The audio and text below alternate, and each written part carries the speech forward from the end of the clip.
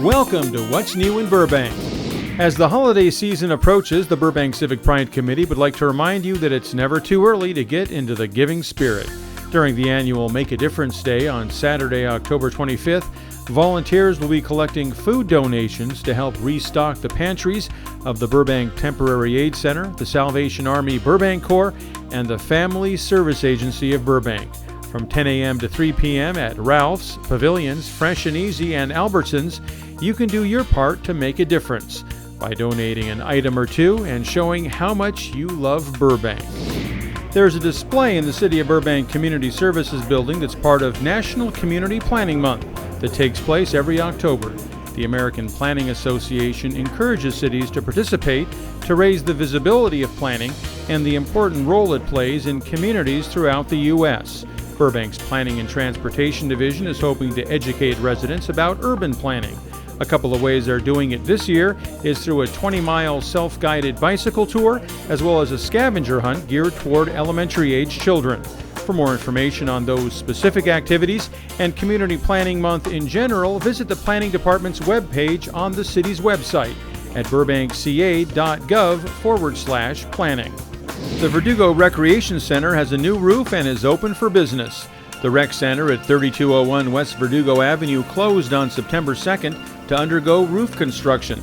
Since then, the aquatic facility and one of the two tennis courts there were also closed. So if you didn't already know about it, the project has been completed right on schedule on October 6th, and things are back to normal. Halloween comes to the City of Burbank with several fun events presented by the Park Recreation and Community Services Department. On Friday, October 17th and Saturday, October 18th, Stow Canyon Nature Center presents the annual Haunted Adventure with a 15-minute tour of the House of Oddities, The Revenge, from 7 p.m. to 9 p.m.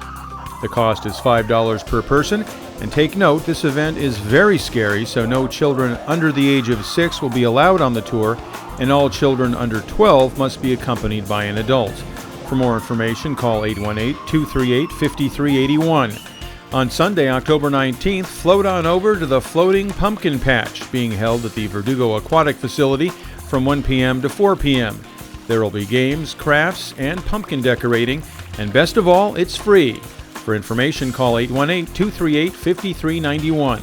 Preschoolers can dress up for the Tot Halloween Party on Saturday, October 25th from 10 a.m. to 11:30 a.m. at McCambridge Recreation Center. There will be a bunch of fun Halloween activities for your littlest ones and prizes too. Call 818-238-5378 to find out more. And finally, bring your elementary school-age children to the city's Halloween Carnival, held on October 31st from 6:30 p.m. to 8:30 p.m. This event is free and will have all kinds of ghostly games, hauntingly good candy, and spooktacular prizes. It's also being held at McCambridge Recreation Center, and you can get more information by calling 818-238-5378. The crowd at George Izay Park, adjacent to Bill Burton Field the first weekend in October, was not there to see a sports event, but to witness the induction of 3 new members into the Burbank Athletics Walk of Fame. This was the 11th induction ceremony at the Walk of Fame, which is a vehicle to honor volunteers, participants, and staff members who make a significant contribution toward the development and quality of the city's sports and athletic programs. James Frankian was the only living inductee of the 3 honored this first Saturday morning in October.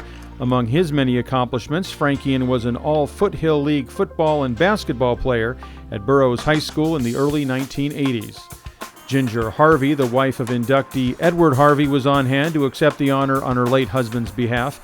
Ed Harvey spent more than 40 years in various Burbank leagues, starting with Hap Minor Baseball in 1939.